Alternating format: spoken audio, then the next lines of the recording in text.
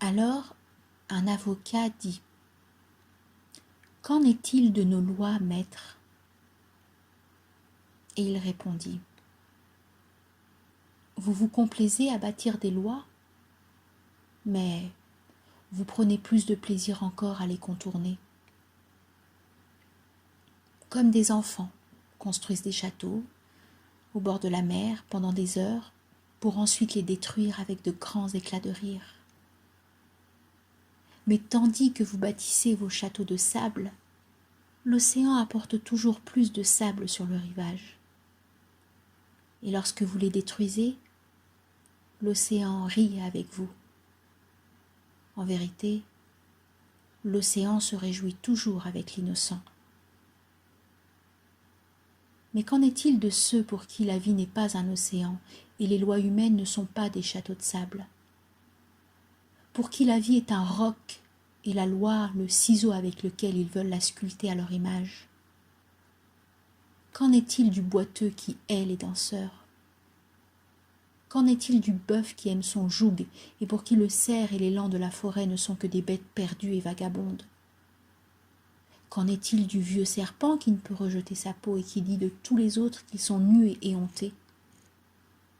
Et de celui qui arrive tôt au festin de noces et qui, lorsqu'il a trop mangé et va se coucher, s'en va en déclarant que tous les festins sont contre la religion et les convives des renégats ?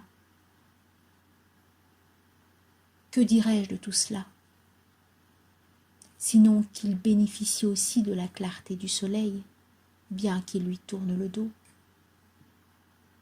Ils ne voient que leurs ombres, et ils ont fait de celles-ci leur loi.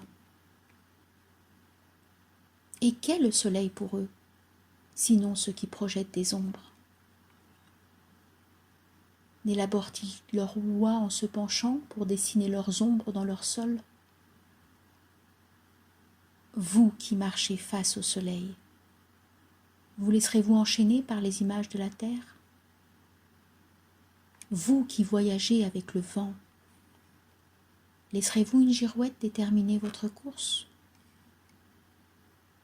Quelle loi humaine vous liera si vous libérez de votre joug et ne brisez les portes des prisons ? Quelle loi pouvez-vous craindre si vous dansez en prenant garde de ne pas trébucher sur les chaînes de fer qui vous entravent ?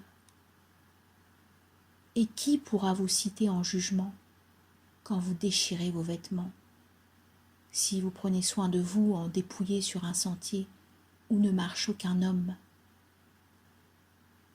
Jean d'Orphalaise, vous pouvez étouffer le tambour et vous pouvez délier les cordes de la lyre, mais qui pourra empêcher l'alouette de chanter ?